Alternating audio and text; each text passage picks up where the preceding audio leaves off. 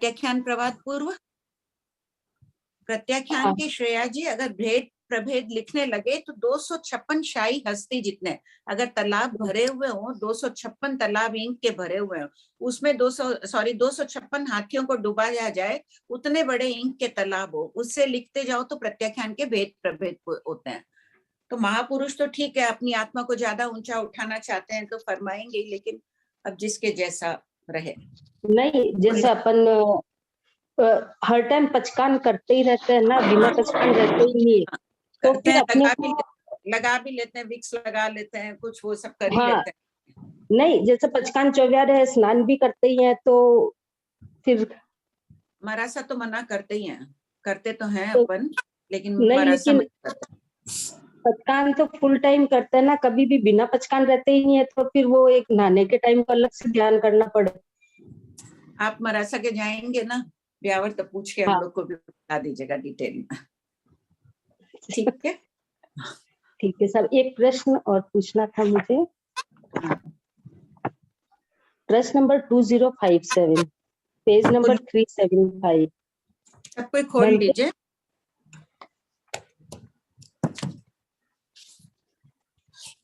बनते प्रत्युपन त्रसकायिक जीव कितने काल में निर्लेप हो सकते हैं?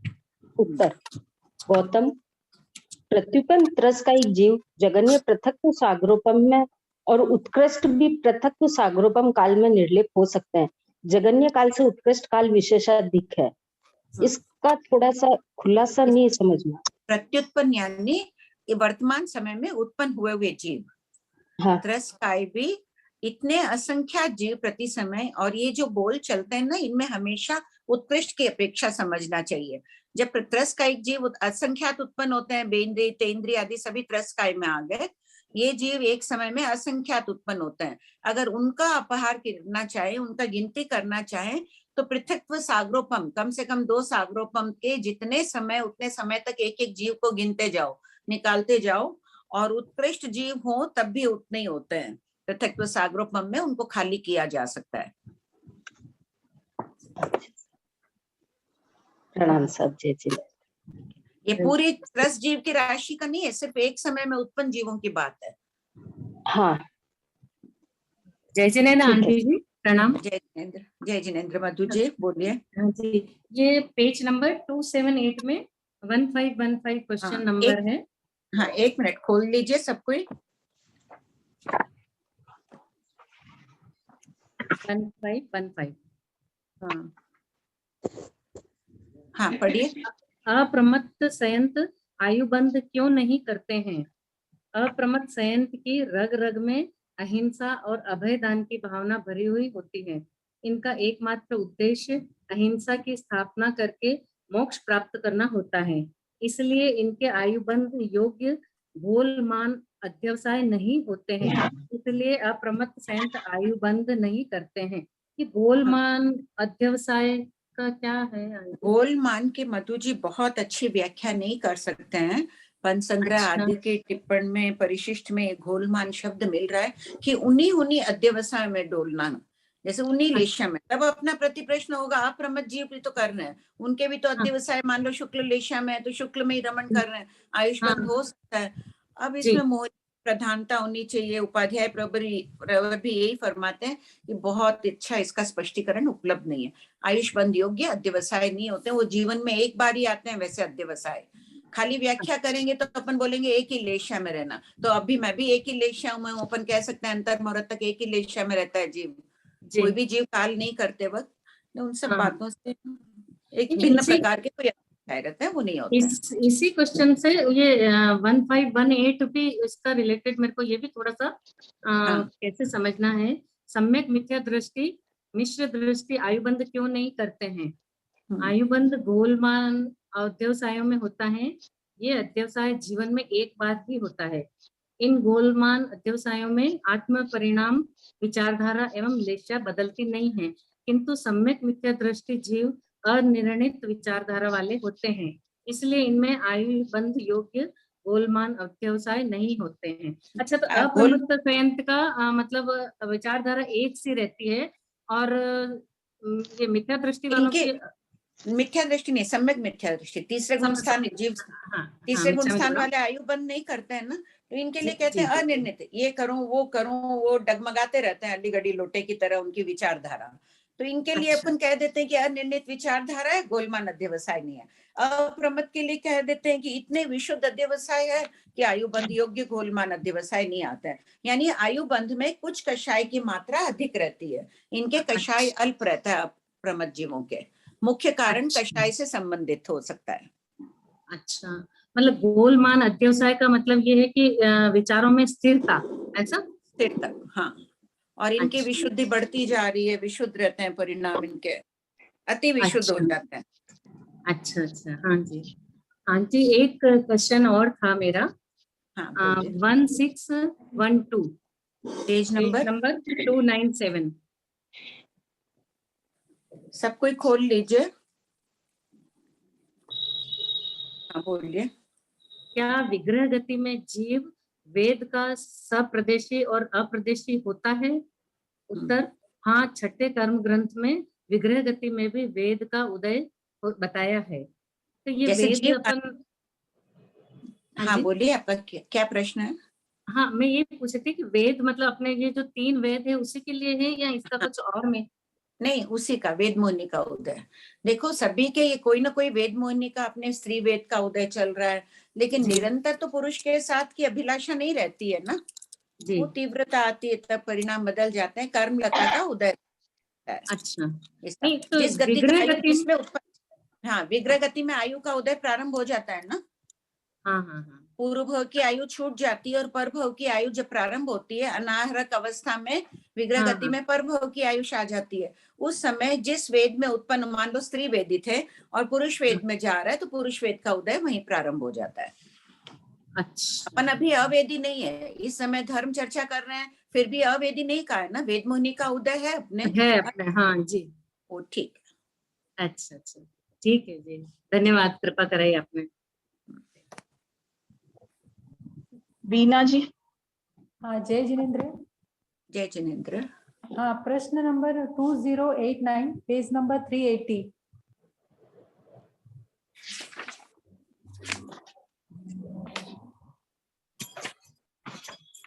हाँ बोलिए। हाँ, इसके जो देवों में उत्पन्न होने वाले जीव की वेदना का वर्णन कीजिए इस भव में और उत्पन्न होते वक्त सीय महावेदना। मेरा प्रश्न है कि उत्पन्न होते वक्त देव किस प्रकार की महावेदना भोगता होगा? अब पूर्व भव की समझी जाएगी इसमें। पूर्व भव में बहुत तकलीफ में, बहुत दर्द है, महावेदना, चाहे लोभ के कारण भी, मोह के कारण भी, मेरे बच्चे छोड़ के जा रहा हूँ, ये वो, तो वो वेदना ही है ना, मन में दुख आ रहा है वैसे, तो उस वेदना की अनुभूति कर रहा है। मानांतिक समुद्घात से गया, तब तो पहुंचते वक्त पूरे रास्ते में वो रहा वैसे, और जैसे ही पहुंचा एक समय तक भी उसके संस्कार रहे उसके, और उत्पन्न होने के अंतर, और कोई अल्प वेदना वाला भी होता है। अध्यवसायों से समझना चाहिए। ठीक है।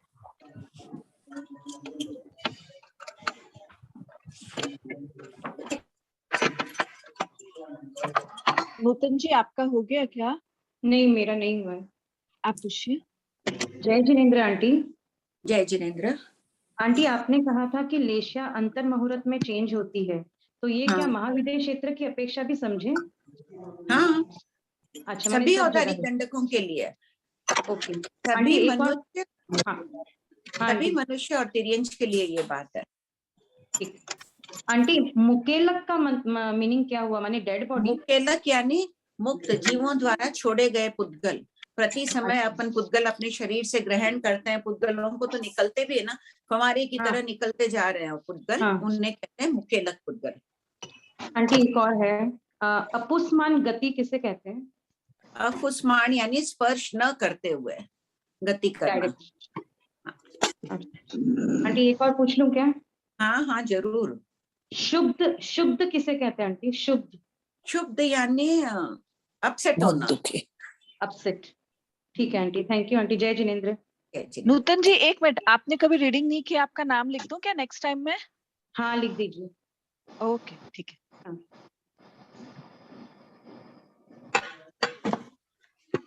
मैं पूछूं? हाँ चंचल जी आपका। हाँ हाँ जी, प्रणाम जी। मन जय जय। और आत्मा में क्या अंतर है? तिल में तेल की तरह आत्मा शरीर में व्याप्त रहती है, तो हाँ, मन कहाँ रहता है फिर? मन भी मनोवर्गणा के पुद्गल भी जो ग्रहण करते हैं वो पूरे शरीर में व्याप्त हो जाते हैं। आत्मा तो है जीव द्रव्य और मन है पौद्गलिक, पुद्गल है, भौतिक पदार्थ है। जब चिंतन करते हैं असंगित जीव होते हैं वो मनोवर्गणा के पुद्गलों को ग्रहण नहीं करते हैं, एक इंद्रिय बेंद्रिय आदि जो भी असंगी है, लेकिन कर्म बंध तो करते ही हैं। वो अध्यवसाय होते हैं, वो अपने अध्यवसायों से आत्मा के परिणामों के कारण वो शुभ अशुभ कर्म पुद्गलों को ग्रहण करते हैं। और संगी जीव के संगी यानी जिनके मन हो वो उनमें मन पर्याप्ति पूर्ण हो जाने के कारण क्षमता रहती है, पर जो ब्रह्मांड में छाए हुए रहते हैं मनोवर्गणा के पुद्गल उनको ग्रहण करके चिंतन मनन करने की शक्ति होती है उनमें। तो मन सिर्फ वर्गणा को ग्रहण करके उनके चिंतन मनन की शक्ति से वो अपना कार्य करता है। हाँ, और आत्मा अपने मेन स्वभाव में रहती है और कर्मों हाँ, से आवृत होती है। हाँ। कर्मों से उसमें आवरण आत्मा होता है। आत्मा भी वैसी हो जाती है। आत्मा पे कर्म बहुत आवृत हुए हैं और अपन भी अशुभ मन में अशुभ चिंतन करते जा रहे हैं, तो आत्मा कर्मों से भारी होती जाती है, अपने अध्यवसाय वैसे ही बनते जाते हैं अशुभ। तो मन पे कर्म नहीं बनते हैं, आत्मा पे मन से बहुत आवरण है। संगी पंचेंद्रिय जो मन मन वाले से जीव है, बनते हैं पर मन के ऊपर नहीं बनते। मन के ऊपर नहीं, मन तो एक सूखी घास जैसी पड़ी है लोक में छाई हुई। अच्छा तो उन अच्छा अच्छा। पुद्गलों को मन में जो सोच रहे हैं अभी वो पुद्गल ग्रहण कर लेते हैं, उससे मनन किया और वो निकलते जाते हैं। ग्रहण और अच्छा निकलना जैसे बोलते हैं तब कहाँ से पुद्गल आए, भाषा वर्गना के पुद्गलों को ग्रहण कर रहे हैं बोलते वक्त, हाँ जी बोलते हाँ जाते हैं जी। तो वो निकलते जा रहे हैं। उसी प्रकार अपन सोचते जाते हैं तो वो पुद्गल निकलते जाते हैं और नए पुद्गल ग्रहण करते जाते हैं। सोचना बंद कर दीजिए तो मन वर्गना के पुद्गल नहीं लेंगे, बोलना बंद कर दिया अभी मैंने तो भाषा वर्गना के भाषा पुद्गल वर्गना। नहीं दे रही हूँ। उसी प्रकार मन की भी प्रक्रिया है। अच्छा, एक और प्रश्न कि धर्म की परिभाषा अपन कैसे देंगे? धर्म क्या है? धर्म क्या है? धर्म प्राणियों को नीचे स्थान से उठाकर जो उच्च स्थान पर रखता है वह धर्म है। तो जैसे ना अलग अलग चीजों में की उपयोग में धर्म है या हाँ, फिर संसार को सीमित करना। संसार को सीमित करना तो धर्म है, विवेक में धर्म है, अहिंसा में धर्म है, ये सभी धर्म की तो फिर भिन्न भिन्न विस्तृत परिभाषा है ना इसकी, अपन इसको परिभाषित नहीं कर सकते। परिभाषित करिए, किसी भी शब्द में करिए। कह दी कि आत्मा को नीचे से ऊपर कौन ले जाएगा? धर्म के अलावा अगर धर्म का सेवन नहीं करेंगे तो आत्मा मुक्त कैसे होगी? ये पंचेंद्रियपना कैसे प्राप्त किया? क्यों इतना अभी पुण्योदय है कि जिन वाणी सुन रहे हैं, अहिंसा की आराधना कर रहे हैं, यथाशक्ति सब पुण्योदय से हो रहा है ना, धर्म के कारण ही हो रहा है। बिना धर्म के पुण्य भी नहीं है, फिर वो अल्प मात्रा में मिलेगा जो तिर्यंश में, नरक में, इधर उधर। वही तो धर्म एक क्रिया है कि धर्म एक भाव है या धर्म मन वचन काया तीनों से धर्म होता है। खाली तीनों का योग। बाहरी क्रियाएं कर रहे हैं अपन, बाहरी क्रियाएं भी क्या है, जीवों को अभेदानी दे रहे हैं, समाई लेके बैठ गए तो मौन कर रहे हैं आदि जो भी कुछ जीवों की यत्ना कर रहे हैं, सब कुछ बाहर से ही एकदम जैनत्व लगेगा कि पूरा जैनत्व इनके शरीर में कूट कूट कर भरा हुआ है। लेकिन मन तंदुल मच क्या किया, कोई जीव नहीं मारा था, खाली मानसिक अशुभ चिंतन कर रहा था, मैं खा जाऊं इन जानवरों को।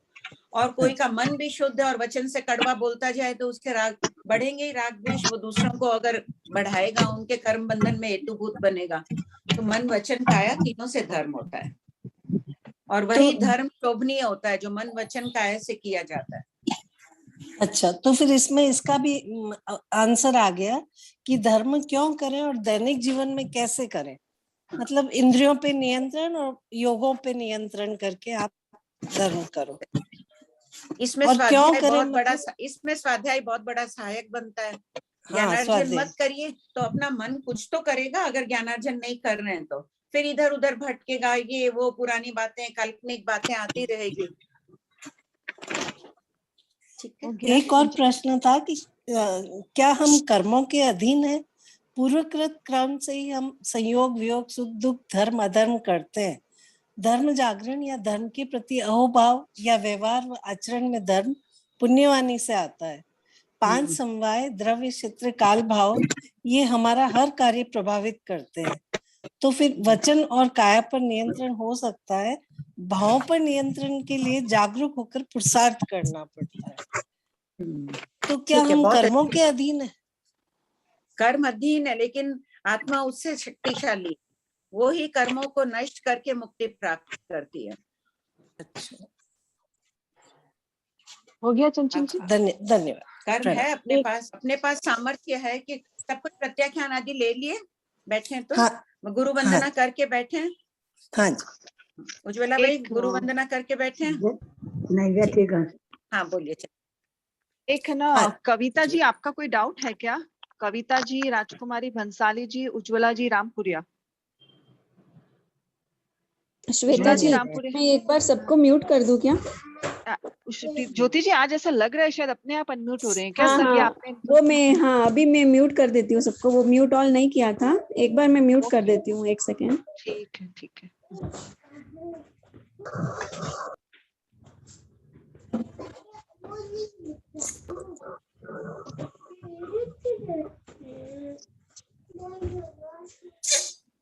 कर दिया ज्योति जी। शशि जी, आप प्रश्न तो रखिए तब तक। शशि जी,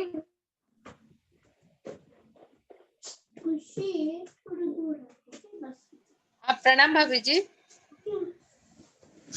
हेलो हेलो,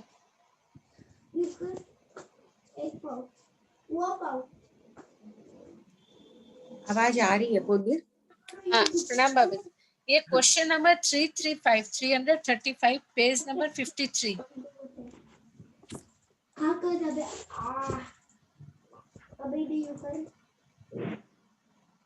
हाँ बोलिए। ये क्वेश्चन है, क्या जीवों के 8 मध्य प्रदेश कर्मबंध से खाली रहते हैं? ग्रंथकारों के मत से जीव के 8 मध्य रुचक प्रदेश कर्म से खाली रहते हैं, वहां कर्म का बंध नहीं होता, किंतु शास्त्र में सर्व से सर्व का बंध कहा है।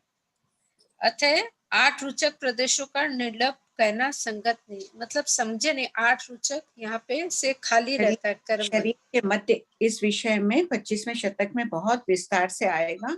संक्षेप में है कि शरीर के मध्य भाग में 8 रुचक प्रदेश होते हैं, जिनका 3 से संबंध होता है। अपने आत्म प्रदेश तो योगों के कारण ऊपर नीचे होते रहते हैं, लेकिन वो अपने ही स्थान पर रहते हैं, शरीर की मध्यता नहीं छोड़ते हैं। जैसे कोई रबड़ होता है, उसके ऊपर आप एक बिंदी लगा लीजिए, पेंसिल और से रब करते हैं ना वो रबड़, उसको खींचे तो वो बिंदी बीच में ही रहेगी ना, रबड़ खींच लेंगे तो भी बीच में रहेगी। उसी प्रकार जीव चाहे कुंथु का शरीर धारण करो, चाहे हाथी का करो, चाहे युगलिक का करो, चाहे 1000 योजन के अवगाना वाला करो, उसके जो रुचक प्रदेश है वो मध्य भाग में ही रहते हैं, वो अपनी मध्यता नहीं छोड़ते हैं। कई ग्रंथ यहाँ भगवान ने सर्व से सर्वकृत है, यानी सभी कर्म आत्म प्रदेशों पर कर्म बंद होता है। कुछ ग्रंथकार कह रहे हैं कि नहीं, 8 रुचक प्रदेशों पर कर्म बंद नहीं होता है, इसलिए यहाँ ये लिखित है कि शास्त्र में ये बात कही है, तो कहीं कोई पढ़ो तो सोच लेना कि रुचक प्रदेशों पर भी कर्म है, वो कर्म रहित नहीं है। अब जो बीच वाला फरमाए ना आप, वो क्या है? वो समझी नहीं है। वही बीच वाले को रुचक प्रदेश कहा है, जो बीच की बिंदी लगी ना रबड़ पॉइंट में पेंसिल से की नहीं, तो अपने शरीर में वो रुचक, सब रुचक कहाँ है? वो रुचक के आकार आपके हैं 8 मध्य प्रदेश जो हैं, जैसे अपना शरीर का जो भी मध्य भाग है, चाहे नेवल को ले लो तो ये 4 अंगुली ऐसी गोस्तनाकार है, ऊपर से तो गाय के स्तन होते हैं ना 4 ऐसे, उस प्रकार से, और वो नीचे से ऐसे ऊंचे उठे में, तो ये ऐसे हो गए। इसको कहते हैं रुचिकाकार, ये जो आकार बना है इसे, ये ऐसे ही रहते हैं, इसी आकार में रहते हैं। कभी एक आकार, बहुत विस्तार से कितने आकाश प्रदेश अवगाढ़ है, लेकिन इनका देखिए, मेरी इस अंगुली का संबंध किससे? 3 अंगुलियों से इसका संबंध है। ये अंगुली आप ऐसे करके रखिए तो 3 से संबंध है। ये जो अनादि संबंध है, ये कभी छूटेगा ही नहीं। इसका बहुत विस्तार से वर्णन आगे के थोपड़ों में आ जाएगा। एक और क्वेश्चन है भाभी जी, क्वेश्चन नंबर 344। जो समुच्चय सत्ता में रहने की अपेक्षा समुच्चय काल, ये मतलब पास्ट टेंस, फ्यूचर और हाँ, समुच्चय काल का एक भेद, ठीक है। कृत समुच्चय, समुच्चय काल में तीनों काल हो गए, भूतकाल, भविष्य काल और वर्तमान काल। वर्तमान काल, तो ये समुच्चय काल फिर किसको लेंगे अपन, मतलब तीनों इकट्ठे तो एक साथ कभी नहीं होंगे ना। नहीं, लेकिन व्याख्या तो कर ही सकते हैं ना। अतीत काल में भी मैं कर्म सहित थी, अभी वर्तमान में भी कर्म सहित हूँ, और भविष्य में भी अभी कुछ समय में कर्म सहित ही रहूंगी। तो तीनों काल की मैंने चर्चा की एक ही सेंटेंस में, वो तीनों काल को समुच्चय कह देते हैं। समुच्चय काल में मैं कर्म सहित हूँ। अभविजी के जीव के लिए कहा जा सकता है वो समुच्चय काल में कर्म सहित ही रहेगा। अच्छा, इस अपेक्षा से मतलब चारों जब एक साथ घटित होंगे तब उसको समुच्चय काल कर। हाँ, तीनों कालों की एक साथ व्याख्या करो। हाँ, तो 4 नहीं 3 तीन काल को एक साथ ये करेंगे तब ठीक।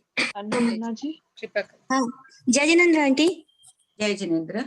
आंटी, हमारे जो अनुभव होते हैं या फिर जो हमने ज्ञान लिया हुआ होता है वो हम किसकी सहायता से होता है? और अगर मनोवर्गणा से होता है तो मनोवर्गणा के पुद्गल तो वापस चले वो हो जाते हैं, तो वो स्टोर कहाँ होता है? स्टोर नहीं, उसके कारण कर्म पुद्गल ग्रहण कर लिए ना। शुभ कर्म, मन में शुभ भाव थे, शुभ कर्मों को ग्रहण कर लिया, वैसे उदय में आ रहे हैं शुभ कर्म। नहीं आंटी, बचपन से जो अनुभव हुआ है वो कहाँ जमा हुआ है? वो अनुभव कहीं जमा नहीं है, वो कर्म रूप में जमा है ना आत्मा पर। बचपन में जो ग्रहण किए थे कर्म, श्राविका भी रहे हो 8 वर्ष झाजेरी में भी श्राविका बन गए हो, पूर्व बहुत से संकेत लाए हो, तो भी कितना कर्म बंद, प्रति समय अंत कोटा कोटि सागरोपम का बंद किए हो, तो वो कर्म लताएं आत्मा पर है ना। इतना बड़ा स्टॉक तो पड़ा है आत्मा पर। नहीं आंटी, कोई अनुभव जब हमें स्मरण में आता है तो वो किस शक्ति से आता है? वो संगी है इसलिए यार आता है, संगी पढ़ने की शक्ति से आता है। असंगी जीवों को नहीं रहता है ये ज्ञान। किसी गाय, कोई असंगी जीव हो, गाय हो, शेर हो, उनको मार कर कोई हटाए, कुछ करे, उनका खाना छीन लो, तो उनको ये बोध नहीं रहेगा कि मुझे यहाँ मारा, पीड़ा होगी, उनको दुख होगा, लेकिन उनको भूतकाल और भविष्य काल का स्मरण नहीं होता है कि भविष्य में मुझे क्या मिलेगा, उसकी चिंता नहीं होगी, और भूतकाल में मुझे यहाँ से दुत्कारा गया था या यहाँ मुझे स्नेह मिला, वो ध्यान नहीं रहेगा। जबकि संगी जीवों को तीनों काल का बोध रहता है। अच्छा, ये मनोवर्गणा मन की शक्ति से होता है? नहीं, ये संगी पढ़ने की शक्ति से होता है। संगी पढ़ने की शक्ति से, ठीक है आंटी। संगी है तब मनोवर्गणा को पुद्गल ग्रहण। मनोवर्गणा के पुद्गल तो मान लो कि 20 साल पहले किसी ने अच्छे शब्द कहे थे, आज भी याद है। तो वो धारणा शक्ति है। मति ज्ञानावर्णी कर्म के क्षोभम से ये भाव याद है, इसे धारणा शक्ति कहते हैं, उसके कारण ये याद है। ठीक है आंटी, कृपा करें आंटी। सागरोपम की स्थिति वाले रहते हैं, देवता 33 सागरोपम की स्थिति वाले रहते हैं, उनकी धारणा शक्ति कितनी मजबूत रहती है। अपने को भी बचपन के अपने माँ बाप आज भी याद है, वो कई घटनाएं याद है, ये कपड़ा वो कपड़ा, और तो वो अपनी धारणा शक्ति कहते हैं। मति ज्ञानावर्णी कर्म का क्षोभम है इसमें निमित्त। आंटी, इसी से संबंधित आपका हो गया अन्नपूर्णा जी? हाँ दी।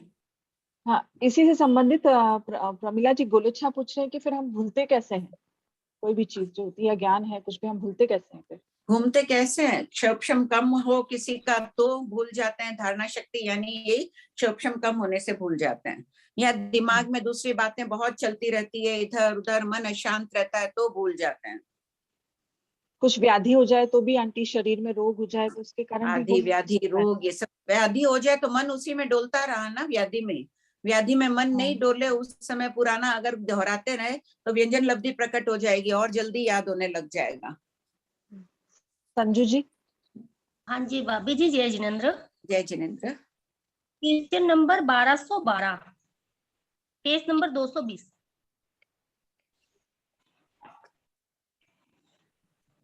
हाँ बोलिए। हाँ, इसमें है क्या? हाँ, उत्तर ही बोल रही हूँ मैं।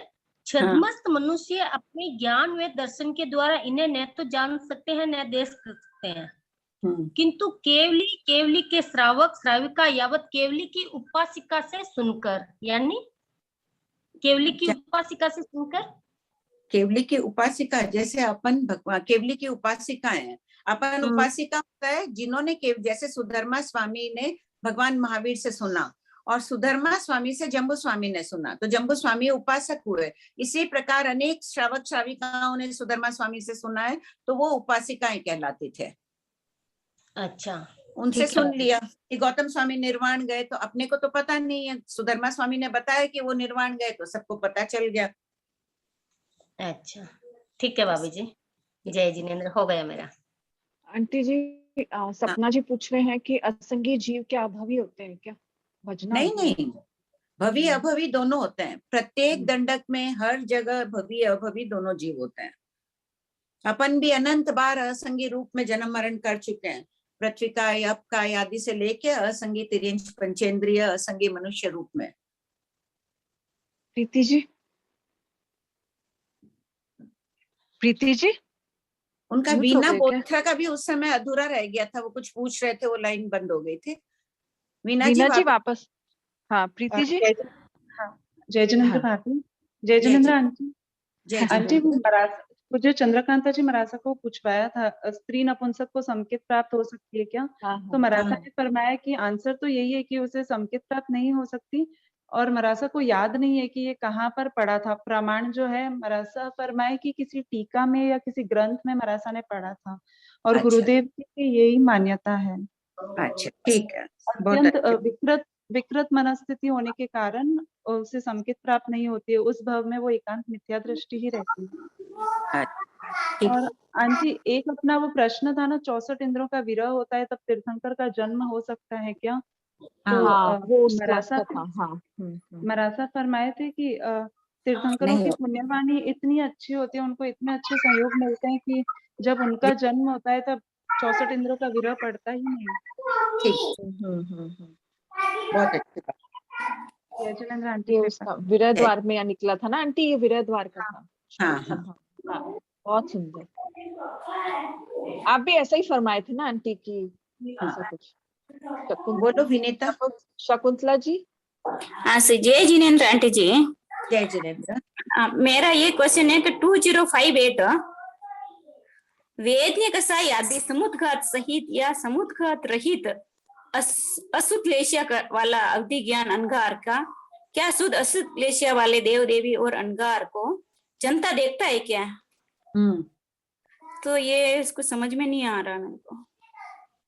समुद्घात में समुद्घात उत्तर क्या है, पढ़िए शकुंतला जी। हाँ नहीं, यद्यपि समुद्घात अवस्था जानने देखने में प्रतिबंधक रुकावट करने वाले नहीं होते हैं, किंतु कृष्ण आदि अशुद्ध क्लेशिया से प्रतिबंधता रुकावट नहीं होती है। देखिए अभी भी कहा था, अभी अपनी बात चली थी कि भूल जाते हैं, तो अपन जब अशुभ परिणामों में इन्हीं में मन घूमता रहता है तब अपने उपयोग नहीं रहता है, भूल भी जाते हैं, ये बात रहती है। तो इसी प्रकार अगर वेदनीय समुद्घात कर रहे हैं, बहुत वेदना होती है, तो कोई चीज देखने में अवधिज्ञानी अनगार को बाधा नहीं होती है उनके, लेकिन अगर उनके भी अशुभ लेशियाएं रहती है उस वक्त अवधिज्ञानी का पूरा उपयोग नहीं जाता है।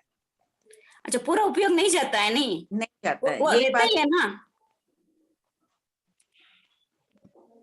हेलो, क्या बोल रहे हैं आप? हाँ जी दी, अनगार को जनता देखता है क्या? ये मेन है कि भाई जनता कैसे देखता है ये अनगार को?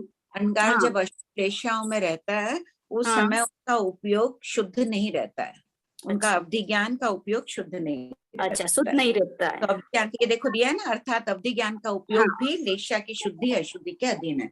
अगर अवधि ज्ञानी किसी को अवधि ज्ञान है, उसके परिणाम शुभ नहीं है उस समय, तो उनका अवधि ज्ञान प्रवृत्ति में नहीं आएगा। अच्छा, अवधि ज्ञान प्रवृत्ति में नहीं आता है नहीं। हाँ, और परिणाम शुभ हो जाएंगे तब अवधि ज्ञान प्रवृत्ति में रहता है। वो स्पष्ट देख ही नहीं पाएंगे। मान लो आपको अवधि ज्ञान हो रहा है, आप अशुद्ध होगा तो वो नहीं देख सकते नहीं। हाँ, शुभ लेशा में नहीं देख सकते। ओके, थैंक यू आंटी जी, बहुत बहुत अनुमोदना आपको। विनीता जी। हाँ मैं बोल रही हूँ। प्रणाम भाभी जी। हाँ विनीता। हाँ भाभी जी, ये एक तो है ना, ये जो बताए थे आप, एक निगोद के अनंतवें भाग जितने जीव मोक्ष में गए हैं अभी तक, तो एक निगोद बोल रहे हैं या अपने जो निगोद है उसके अनंतवें भाग बोल रहे हैं? एक निगोद मतलब एक निगोद, जैसे एक निगोद में अनंत जीव होते हैं। एक निगोद यानी एक शरीर में। अपन तो आलू आदि का पिंड देखने, वो तो असंख्यात जीवों का पिंड, असंख्यात शरीर है उसमें। मैं एक शरीर की बात कर रही हूँ। अच्छा, मतलब ये जो आलू का जीव है उसमें जो असंख्यात शरीर है, उसमें भी जो एक शरीर है उसके अनंतवें भाग जितने जीव मोक्ष में गए हैं। हाँ, यही समझना है। हाँ, मतलब अभी तक एक शरीर के जितने जीव भी मोक्ष नहीं गए हैं। नहीं, और अनंत काल बाद भी सर्वज्ञ यही उत्तर देंगे हाँ, कि वो आप, हाँ वही मैं रिकॉर्डिंग सुन रही थी ना, तो उसमें मेरे को ये नहीं समझ में आया एक शरीर की बात कर रहे हैं या निगोद के एक, मतलब टोटल निगोद है उनके एक भाग की बात हो रही है। पर एक शरीर सुना तो वैसे आश्चर्य हो रहा है, अभी तक इतने भी नहीं गए हैं, फिर भी अनंत बोल रहे हैं। फिर भी अनंत। अच्छा भाभी जी, एक निर्लेप का अर्थ क्या होता है वो नहीं समझ। निर्लेप निर्लेप माने खाली खाली कर सकते हैं, खाली कर सकते हैं। वो वनस्पति का खाली नहीं होगी कभी भी वो उस अपेक्षा से। अच्छा भाभी जी वो जो विभंग ज्ञानी होते हैं उन्हें क्या पता रहता है क्या कि हम मतलब हमारे मिथ्यात्व का उदय है या हम समकिति नहीं है, ऐसे आभास रहता है क्या?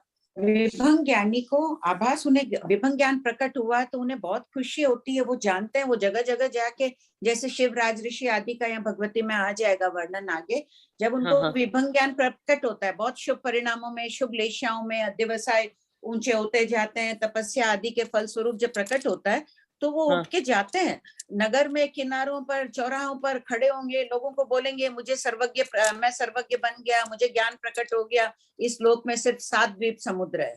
जैसे मान लो वो सिर्फ 7 द्वीप समुद्र देख रहे थे तो वो प्ररूपणा करने लगे, तो लोग सोचे ये कैसे हो रहा है। फिर भगवान महावीर स्वामी उस बात का खंडन करते हैं कि विभंग ज्ञान है।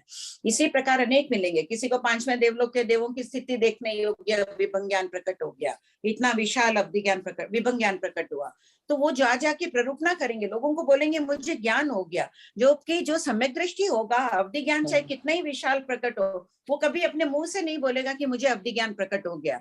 उसके गुणों से, उसकी बात से आसपास रहा हुआ कोई पहचान जाओ तो ना नहीं करेंगे कि हाँ, लेकिन वो मुंह से नहीं बोलते हैं। अच्छा। और एक जो आप अनंत बाद में जब उनको बोध दिया जाता है, शिवराज ऋषि आदि समझ गए, तब तो वो पूरा स्वरूप समझ ही गए कि हमारे मिथ्यात्व मुनि का उदय। अवधि ज्ञानी भी मान लो, कोई अवधि ज्ञान 7 द्वीप समुद्र देख रहा है, कोई विभंग ज्ञानी भी 7 द्वीप समुद्र देख रहा है, लेकिन जितनी विशुद्धि से अवधि ज्ञानी देखेगा उतना विभंग ज्ञानी नहीं देख पाता है। बहुत अंतर होता है, कुछ ना कुछ एक बात में अंतर रहेगा ही उनमें मुख्य रूप से। और एक बताए थे आपकी उत्सर्पणी अवसर्पणी में जितना समय होता है, अनंत उत्सर्पणी उत्सर्पणी में उतने वनस्पति काय के जीव निर्लेप उतने समय तक निकालते जाओ तो भी निर्लेप नहीं होंगे। इतने जीव हैं, उस अपेक्षा से इतने, मतलब सब सिद्ध भी हो जाएंगे, मोक्ष हो जाएंगे, तो भी जीवों का पिंड खाली नहीं होगा उस अपेक्षा से। अच्छा एक भाभी जी, ये खाली थोड़ा सा 2055 पेज 374 2055 हाँ पेज 374 हाँ पढ़ो। पृथ्वी का यदि 4 कायों में जघन्य और उत्कृष्ट पद कब प्राप्त होते हैं? अत्यधिक संख्या में जीव जब वनस्पति काय में उत्पन्न होते हैं तब प्रत्युत्पन्न पृथ्वी काय का जघन्य पद वाले होते हैं। और मतलब इसमें प्रति समय पृथ्वी काय, अपकाय, तेवकाय और वायु काय में प्रति समय असंख्यात जीव उत्पन्न होते हैं, और वनस्पति काय में प्रति समय अनंत जीव उत्पन्न होते हैं। तो वनस्पति में कभी जगन्य पद में उत्पन्न होंगे, जन्म मरण तो जीवों का हो रहा है, उस वक्त पृथ्वी काय में अधिक उत्पन्न हो गए, या अपकाय, तेव, वायु में अधिक उत्पन्न हो गए। जब पृथ्वी काय में, वनस्पति में अधिक उत्पन्न होंगे तो इनमें थोड़े कम हो जाएंगे। हाँ अच्छा, ये जो आप बताए ना कि जघन्य, अंतर्मुहूर्त, उत्कृष्ट 10,000 वर्ष का आयुष्य वनस्पति का ही रहता है, तो मतलब वो प्रति समय अनंत ही उत्पन्न होते हैं क्या? असंख्यात होते ही नहीं है क्या वनस्पति? नहीं, प्रति समय निगोद में प्रति समय अनंत उत्पन्न होते हैं। वो सूक्ष्म अनंत मरते हैं, दोनों मिलाकर। और ये उसमें सूक्ष्म भी अनंत है, प्रति समय मरते भी अनंत है। और सूक्ष्म निगोद की अपेक्षा या बादर निगोद की अपेक्षा? दोनों सम्मिलित है। और प्रत्येक वनस्पति भी सभी सम्मिलित है, वनस्पति में सभी सम्मिलित है। मतलब प्रत्येक वनस्पति भी प्रत्येक वनस्पति में तो 1, 2, 3, 4 भी उत्पन्न हो सकते हैं। लेकिन निगोद में प्रति समय अनंत समय, मतलब अनंत की ही राशि आएगी। अच्छा ठीक है भाभी जी, प्रणाम, कृतज्ञ। हो गया विनीता जी? हाँ हो गया। आंटी मेरा एक प्रश्न था कि जैसे पिछली बार एक बात चली थी कि पेड़ का पत्ता पीला होता है तो उसमें जीव मर गए, पर आंटी उसमें हम जीव मरने की कामना क्यों करें? उसका औदारिक शरीर है, उसका वर्ण परिवर्तित नहीं हो सकता कि जैसे हमारे काले बाल सफेद होते हैं वैसे पत्ते का रंग? वो बात ठीक है। देखो अगर पत्ता गिर भी जाता है ना जमीन में, पीला होकर गिरा भी है, हरा पत्ता पीला होकर गिर गया, तो भी मरासा लोग उसको टच नहीं करेंगे, शंका ये टालते हैं इसी कारण से कि कदाचित कोई जीव बच भी गया उसमें, अभी तक नहीं भी मरा हो। बहुत जीव मर गए, थोड़ा नहीं भी मरा हो, ये व्यवहार में बस कह देते हैं कि मर गया, लेकिन निश्चय में तो ज्ञानी जाने कुछ जीव बचे हुए भी रह सकते हैं, अपने पांव आदि से कुचल के मर सकते हैं, इसलिए वो संकटा भी टालता है इनको। एकदम सूखे कड़कड़ हो गए वो एक अलग बात हो गई। तो पीला होना ऐसा ही बोलेंगे कि जीव मरते जा रहे हैं, या ऐसा नहीं बोल सकते जैसे एजिंग का प्रोसेस हमारा होता है वैसा उनका भी? आम पक्का क्यों, सामान्य बना एक वो कथन कह दिया, केरी हरी है कच्ची है, जीव है, कच्ची केरी नहीं लेंगे, मरा सा छिलका सहित पड़ी हो नहीं लेंगे, आम लेते हैं ना, वो पीला हो गया जीव मर गया। लंगड़ा आम चाहे ऊपर से हरा दिख रहा है लेकिन पक गया तो वो अचित माना जाता है, वो तो हरा ही था। एक सामान्य विवक्षा बताइए। ओके सब। अश्लेखा जी? अश्लेखा जी? हाँ जी, जय जिनेन्द्र। जय पेज जिनेन्द्र। नंबर 383। भरत में दुष्म दुष्मा काल शतक 7 उद्देशक 6 पूर्वा पर संबंध असाता वेदनी के उदय से जीव दुष्म दुष्मा काल में उत्पन्न होते हैं, अतः उस काल का वर्णन किया जा रहा है। प्रश्न नंबर 2102। अवसर्पणी काल के दुष्मा नामक 5वें आर्य के अंतिम दिन देवराज शकेंद्र क्या घोषणा करते हैं? उत्तर, ज्येष्ठ महीने करेक्शन कर लीजिए, ज्येष्ठ गलत लिख दी मैं, आषाढ़ कर लीजिए इसको, क्योंकि आषाढ़ के बाद की पूर्णिमा, ऐसा? हाँ, आषाढ़ महीने की पूर्णिमा। अच्छा, ये मेरे लिखने में गलती हो गई, क्योंकि आरा सावन बदी एकम को लगता है, तो आषाढ़ के बाद सावन आता है। इसमें ऐड भी कर लीजिए लास्ट में ब्रैकेट में, आरा सावन बदी एकम को लगता है। उत्सर्पणी अवसर्पणी काल का प्रारंभ प्रत्येक आरा सावन बदी एकम को ही लगता है। 2-3 करेक्शन कर ही लीजिए फिर पढ़िएगा। लिख लिए सब कोई? और इसमें 2103 में दुष्प्रह आचार्य, ये भी स्पेलिंग मिस्टेक है। दु आधा प पूरा प स ह, दुप सह है। 3 जगह है आंसर में, देखिए तीनों जगह करेक्शन कर लीजिए। 2105 में भी प्रश्न उत्तर में है।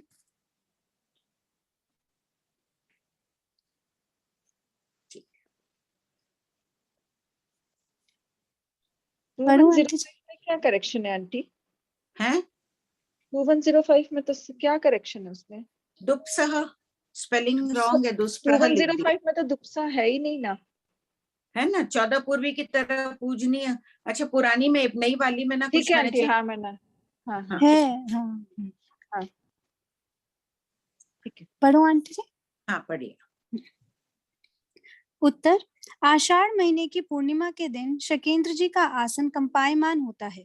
उपयोग लगाकर जब देखते हैं कि 5वें आरे का आज अंतिम दिन है, तब वे आकाशवाणी करते हैं कि कल छठा आरा लगेगा, सावधान हो जाओ, जो धर्म आराधना करनी है कर लो। यह घोषणा सुनकर दृढ़ धर्मी आत्माएं क्षमा याचना कर निशल्य होकर समाधि मरण को प्राप्त करती हैं। देखो शास्त्र का एक लाइन में बोध दे दिया है, क्षमा याचना जीवन का अभिन्न अंग होना चाहिए अपना, निशल्य होना है, जो भी मिथ्या माया निदान आदि कर लिया, समाधि मरण यानी आकुलता व्याकुलता रहित शांति पूर्वक मरण को प्राप्त करना है। प्रश्न नंबर, जब भी ये पढ़ो तो इन 3 अक्षरों पर जरूर चिंतन करना। प्रश्न नंबर 2103। क्या भगवान महावीर के शासन के अंतिम दिन भी चतुर्विध संघ के आराधक एवं एक भवावतारी होंगे? उत्तर, हाँ होंगे। दुपसह नामक आचार्य, फाल्गुनी साध्वी, जिन दास श्रावक और नागश्री श्राविका एक भवावतारी होंगे। आंटी जी, ये शॉर्ट फॉर्म में किस शास्त्र का नाम लिखा? प्रवचन सारोधार, पूरा लिख लो आप लोग। ये शास्त्र नहीं है, प्राचीन ग्रंथ है। प्रवचन सारोधार, सारोधार में द के नीचे ध कर लेना, सारोधार गाथा 1437 में। तो प्रवचन सारोद्धार गाथा 1437 में उल्लेख है कि सुधर्मा स्वामी से लेकर दुप्पसह आचार्य तक 2004 युग प्रधानाचार्य होंगे। युग प्रधानाचार्य का अर्थ होता है आचार्य तो इससे अधिक संख्या में होंगे, लेकिन विशिष्टतर मूल गुण और उत्तर गुण के पालक होते हैं, उन्हें युग प्रधानाचार्य कहते हैं, कि जिनका संयम बहुत उच्च कोटि का होता है। लिख लो इसमें युग प्रधानाचार्य के नीचे। विशिष्टतर, विशिष्ट तो होता ही है आचार्यों का, ये विशिष्टतर होता है इनका। विशिष्टतर मूल गुण और उत्तर गुण से संपन्न। 2 हाथ की अवगाहना और 20 वर्ष की आयु वाले दुप्पसह आचार्य की अंतिम क्रियाएं लोकपालों द्वारा महिमा पूर्वक होंगी।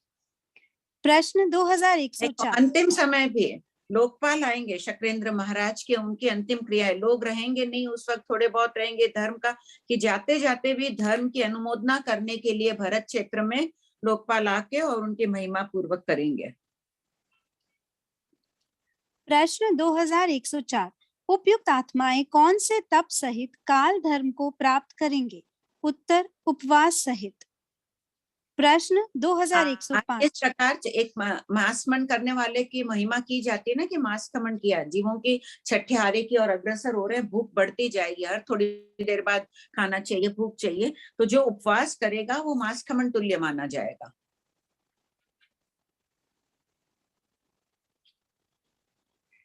प्रश्न 2105। 14 पूर्वी की तरह पूजनीय दुप्पसह आचार्य को कितना ज्ञान होगा?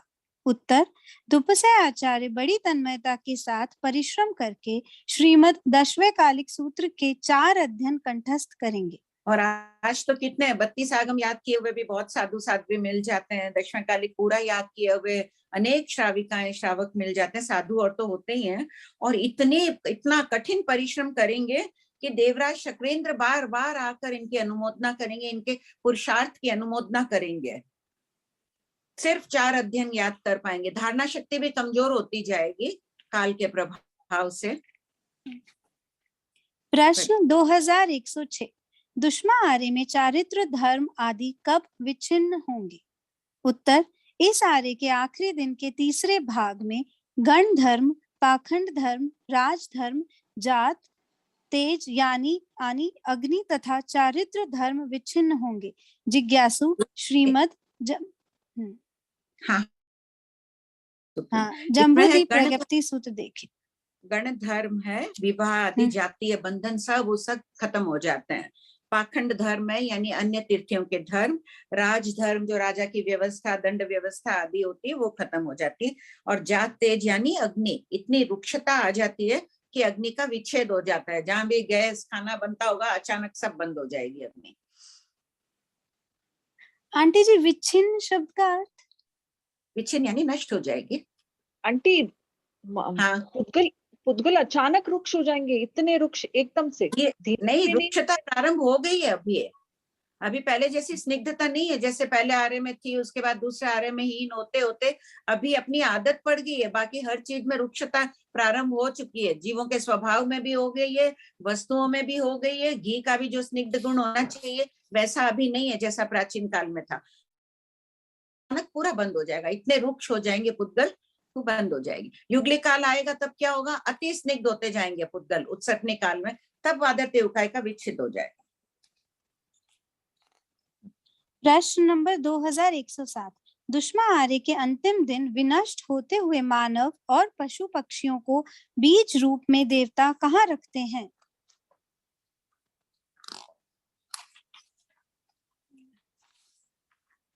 एक सेकेंड, पेपर जुड़ा हुआ है।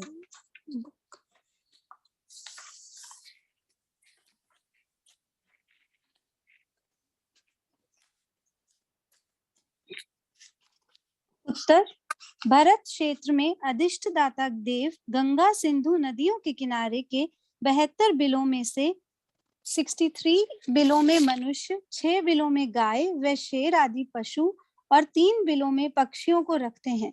प्रत्येक बिल में 3-3 मंजिल है। ठीक है, जब सब विनाश हो जाएगा भरत क्षेत्र के यहाँ मनुष्यों का, तो वापस कैसे मनुष्य आएंगे? बीज रूप में तो मनुष्य नहीं रहेंगे, तभी होंगे, तो देवता यहाँ से उठा के वहां रख देते हैं। प्रश्न नंबर 2108। दुष्म दुष्मा नामक आर्य के प्रथम दिन नगर आदि का विनाश कैसे होता है? उत्तर, काल के प्रभाव से जीवों को आकुल व्याकुल करने वाले अत्यंत कठोर, धूल से मलिन, असहाय, भयंकर संवर्तक वायु यानी कि तीव्र गति से वर्तित गोल होने वाली वायु चलेगी, दिशाएं अंधकार से युक्त हो जाएंगी। तत्पश्चात खारे पानी वाले मेघ खट्टे पानी वाले मेघ, अग्नि के समान गर्म पानी वाले मेघ, बिजली सहित मेघ, विष के समान पानी वाले मेघ, ओले बरसाने वाले मेघ अर्थात पर्वत आदि को तोड़ने वाले मेघ बरसेंगे। इसके कारण शाश्वत वैताड्य पर्वत एवं गंगा सिंधु नदी को छोड़कर शेष पर्वत नदियां आदि नष्ट हो जाएंगे। ग्रंथों में उल्लेख है कि ऋषभकूट और लवण समुद्र की खाड़ी भी शाश्वत होने से नष्ट नहीं होती है। ऋषभकूट जहाँ पे प्रत्येक चक्रवर्ती जाकर अपने नाम लिखते हैं ना, और उनका अहंकार कम होता है, सोचते हैं मैं ही पहली बार दिग्विजय कर रहा हूँ चक्रवर्तियों आदि, वो रहेगा।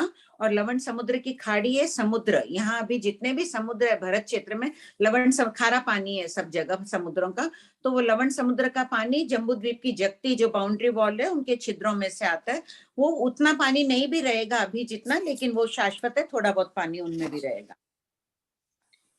प्रश्न नंबर 2109। बीज रूप क्यों बोला? पशु पक्षियों, अगर पशु पक्षी संगी पशु पक्षी नहीं रहेंगे तो वापस जन्मेंगे कैसे? माता पिता के संयोग से ही तो गर्भज जीव उत्पन्न होंगे।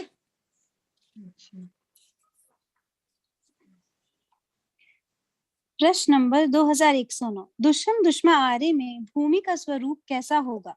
उत्तर, उस काल में भूमि अंगार के समान गर्म, राख के समान तपी हुई, कढ़ाई के समान, अग्नि के समान बहुत धूल वाली, पतले व घोर कीचड़ दलदल वाली होगी, जिस पर चलना बहुत कठिन होगा।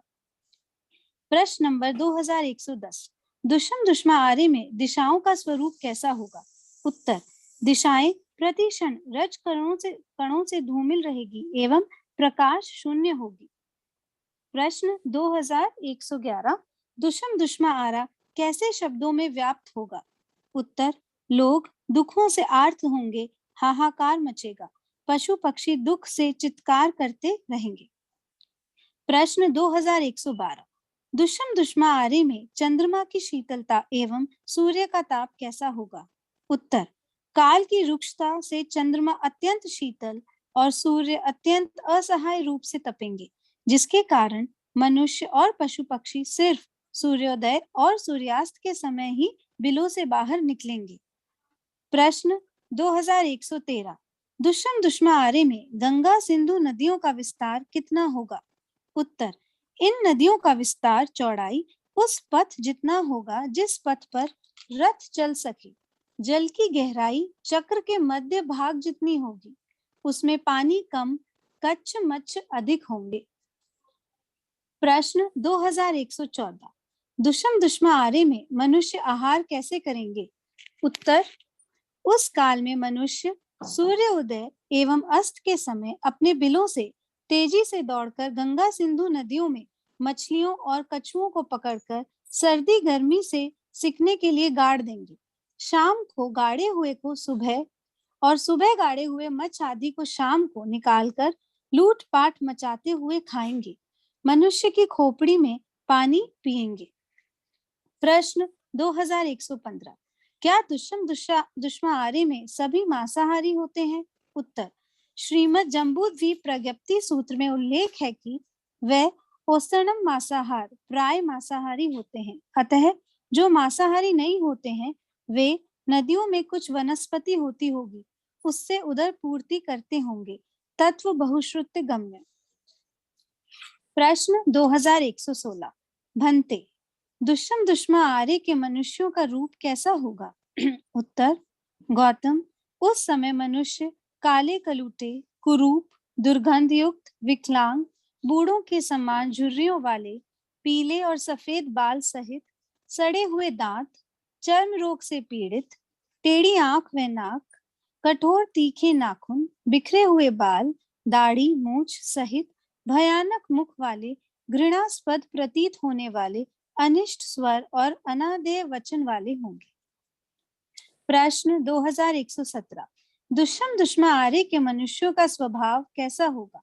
उत्तर, वे अत्यंत क्रोधी, मानी, माई, लोभी, लज्जा रहित, शत्रु भाव में रहने वाले, प्रतिशोध की भावना वाले, बड़ों के विनय विवेक रहित, ये पुण्यहीन जीव अत्यंत अशुभ वेदना में दुखमय जीवन पूर्ण करके प्राय नरक तिर्यंच के अतिथि बन जाते हैं। शत्रु भाव में जैनत्व नष्ट हो जाता है।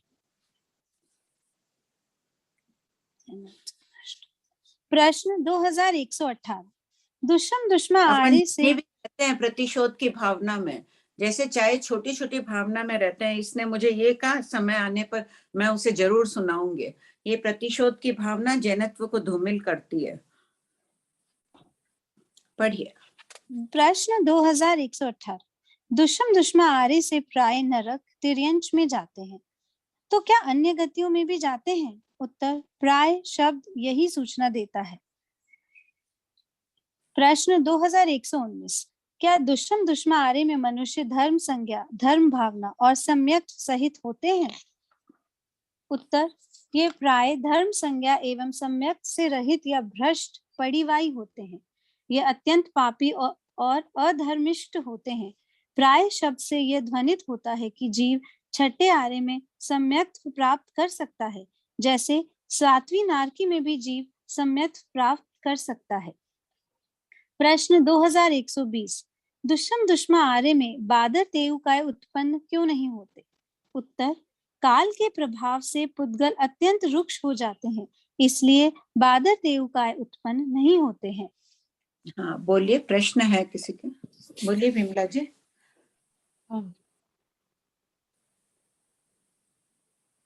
विमला जी। हेलो। हाँ बोलिए विमला जी। हाँ, वो आप आर्य के बारे में बताया था ना, तो 6 आरा ऐसा ही शुरू होएगा श्रावणवदी एकम को। हाँ 6 आरा का यही टाइम रहेगा चालू होने का? हाँ हाँ पूरा होने का यही टाइम रहेगा? हाँ। अच्छा आंटी कुछ क्वेश्चन है, जैसे कोथली और झिल्ली में क्या अंतर है? आरा कोथली चालू जी बोथरा, बीना जी बोथरा का है कि कोथली और कर झिल्ली में क्या अंतर है? झिल्ली तो अपने भी रहते हैं ना, जब जन्मते हैं तो एक चमड़ी जैसी नई आई होती है बच्चों के, वो निकालते हैं, वैसे उसे झिल्ली कहते हैं। और कोथली तिर्यंच का कुछ अलग होता होगा, उत्पत्ति के समय भिन्न प्रकार की होती है।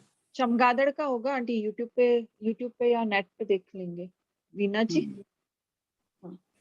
और भी प्रश्न है उसमें। एक प्रश्न है कि बिल बड़े बड़े होंगे क्या? संजू देवी जी पूछ रहे हैं। क्या चीज? बिल बड़े बड़े होंगे क्या जिसमें इनको रखेंगे? 72 बिलों 3-3 में। मंजिल के बिल है, 3-3 मंजिल के 72 बिल है। बहुत होंगे और जन्मेंगे भी बहुत बच्चे, बहुत बच्चे। आयुष 20 की उत्कृष्ट है, जन्मेंगे बहुत। वेद मुनि का उदय रहेगा तीव्र, माँ बाप आदि की लज्जा से रहित रहेंगे उस समय। किसी का नाम नहीं आ रहा, लेकिन वो पूछ रहे हैं कि अंतिम दिवस में क्या सिर्फ एक ही आचार्य और एक ही साध्वी जी होंगे? हाँ बस एक ही। और अन्नपूर्णा जी पूछ रहे हैं आंटी हर आरा परिवर्तन में कुछ ना कुछ होता है क्या, या सिर्फ 5वें आरे में होता है? नहीं, सिर्फ छठा आरा आएगा तभी ऐसा विनाश होगा, बाकी ऐसा कुछ नहीं होता है। प्रमीला जी। जय जिनेन्द्र। जय पूछूं जिनेन्द्र। ऐसा? हाँ बोलिए। अच्छा, मुझे ये पूछना था कि जैसे इतना नाश होगा, इतना विनाश होगा जो अभी सुन रहे हैं, तो उसमें सूत्र कैसे जो ये रह जाएंगे, रहेंगे वो ही नाश नहीं, नहीं हो? तभी तो अभी धर्म ही नहीं रहेगा, कुछ नहीं रहेगा। तो वापिस जब अभी पता है ना तो फिर उत्सर्पणी काल आएगा, तो वापिस तीर्थंकर होंगे, फिर तीर्थ की स्थापना होगी। तो अभी बताया ना कि वो 4 उनको अध्ययन याद रहेंगे, 4 तो अध्ययन शाश्वत, जैसे शाश्वत 4 अध्ययन उनको अंतिम आचार्य को याद रहेंगे। तो वो आचार्य 32 सूत्र है, पहले पूर्वों का ज्ञान था, इतना विशाल ज्ञान था, कम होते होते अभी सिर्फ 32 सूत्र है। भगवती सूत्र भी अभी पूरी नहीं है, कितनी उपलब्ध है अपने पास? 10,000 उद्देशक में सिर्फ 1924 उपलब्ध है उद्देशक। इतनी कम उपलब्ध है क्योंकि धारणा शक्ति कम होती गई, याददाश्त कम होती गई काल प्रभाव के कारण। वापिस तीर्थ स्थापना होगी, साइकिल चलता ही रहेगा।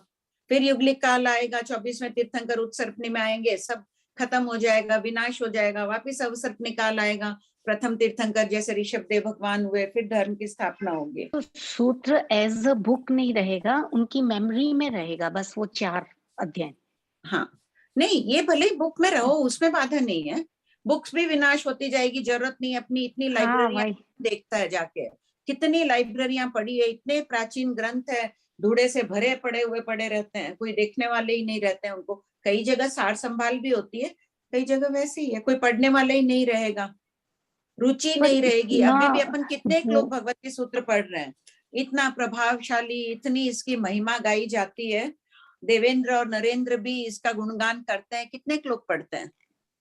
तो उसी प्रकार जब लोग नहीं पढ़ेंगे, लाइब्रेरियां खाली होती जाएगी। खाली के वो तो इतना गरम वो गिरेगा, सब तहस नहस होगा तो जल ही जाएगी, कागज ही तो है। ठीक बात शायद। हाँ, जय जिनेन्द्र, थैंक यू सो मच।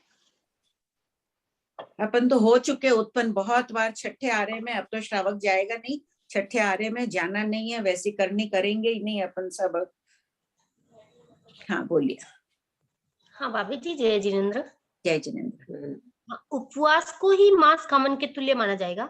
हाँ, और ये बताया है कि दुष्म आर्य में चारित्र धर्म आदि सब विच्छिन्न हो जाएंगे। हाँ। तो इस आर्य के यानी छठे आर्य के तीसरे भाग में या पांचवें आर्य के? पांचवें आर्य के तीसरे भाग में। अच्छा, पांचवें आर्य के तीसरे आर्य भाग तक में। भगवान का शासन चलेगा, तो वो अल्पकाली पराना 4 भाग किए, तो तीसरे भाग तक जैन धर्म रहेगा। फिर दुष्प्र आचार्य और इन सब तक काल धर्म को ये प्राप्त हो जाएंगे। हाँ ठीक है। और संग एक और था, अगर एक भी मर जाए, 4 नहीं हो तो संग नहीं है, 4 ही व्यक्ति से संग रहेगा लास्ट में, उनमें से एक भी पहले काल कर जाएगा तो फिर संग नहीं बचा। अच्छा, और जैसे अभी किसी ने पूछा ना कि आचार्य श्री जी और साध्वी श्री जी रहेंगे, तो फिर वो क्या करेंगे? कोई भी नहीं रहेंगे तो फिर वो क्या करेंगे? जैसे वो अपनी साधना में मग्न रहेंगे। जीव मरते जाएंगे ना, धर्म छोड़ते जाएंगे, दुश्मन आ रहा है। आज अपने भी परिवारों में देखो कितने जैन परिवार है, कितने लोग ज्ञान तप करते हैं, कितने व्रत प्रत्याख्यान बहुत कम मात्रा में लेते हैं ना, तो उस वक्त भी रहेंगे, कम मात्रा में रहेंगे। फिर भी देखो देवराज चक्रेंद्र आएंगे यहाँ ना, उनके लोकपाल आके इनकी अंतिम यात्रा इतने उत्साह पूर्वक मनाएंगे कि लोग अंतिम समय भी जैन धर्म की महिमा गाए। जैसे अभी कोई साधु साध्वियों का होता है तो लोग कैसे लेके जाते हैं उनकी अर्थी को।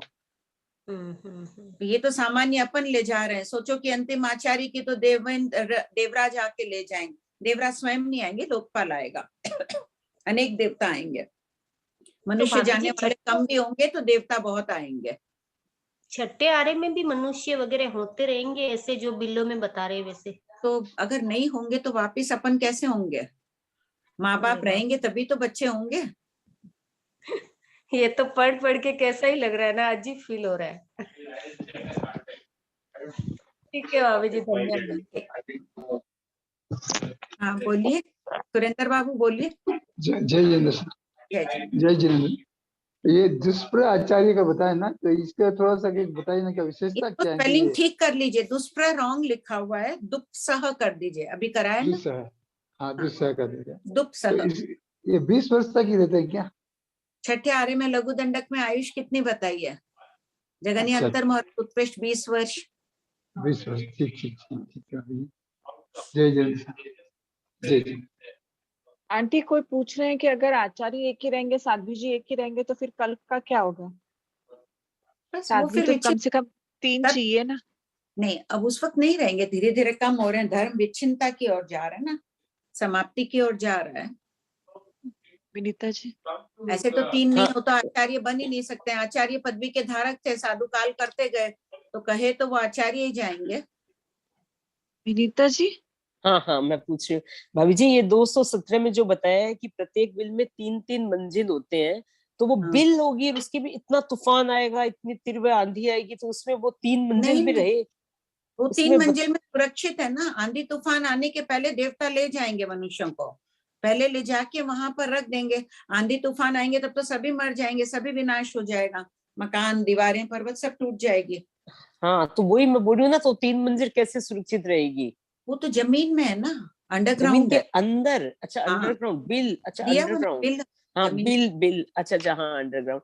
अच्छा बाबू जी, वो 6th आर्य में अंत में लिखा हुआ है कि 3 आदि, मतलब इसका मतलब वो चारों गति में जाएंगे। 6th आर्य में भी देव गति में जाएंगे? जाएंगे। 6th आर्य में भी देव गति में भी जा रहे हैं। कोई को संकेत प्राप्त हो गई, कोई समताधारी बन गया, किसी के परिणाम शुभ रह गए, चला गया।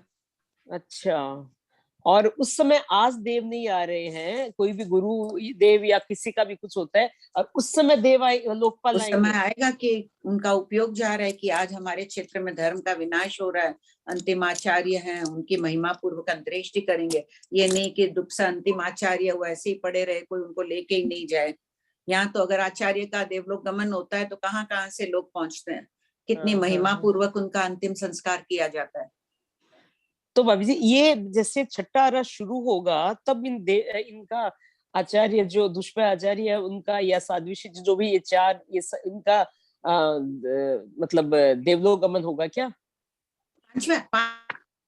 छठे आरे के पहले अंतिम तीसरे, हाँ छठा आरा लगेगा सुबह, उसके पहले ये सारी क्रियाएं हो जाएगी। अच्छा, तो फिर भाभी जी ऐसे एक साथ भी तो जैसे रह नहीं सकते हैं ना, आपने कहते हैं ना अभी एक साथ भी नहीं रह सकते, तो यहाँ एक साथ भी कई उल्लेख है। अभी नहीं बचेंगे, अगर मरते जाएं, कोई आचार्य सुरक्षित है, एक साथ भी सुरक्षित है, बाकी सब काल धर्म को काल प्राप्त कर जाए तो क्या कहा जाएगा? आचार्य ही कहा जाएगा ना उनको। अच्छा अच्छा आंटी इसमें ऐसे सोच सकते हैं ना कि अंतिम समय में ये रहेंगे, उसके थोड़े समय पहले वो सब दूसरे काल हाँ, को ऐसे वही सोच सकते हैं। काल कर जाए, अंतिम समय में चार रहे, बाकी काल कर गए। रीजन क्या है भाभी जी, छठे आरे में जन्म लेने का रीजन क्या है? अशुभ अध्यवसायों के, तो वो तो तिर्यंस गति में जा रहे हैं ना, नरक गति में जा ही रहे हैं, तिर्यंस गति में जा ही रहे हैं अशुभ के कारण। नरक गति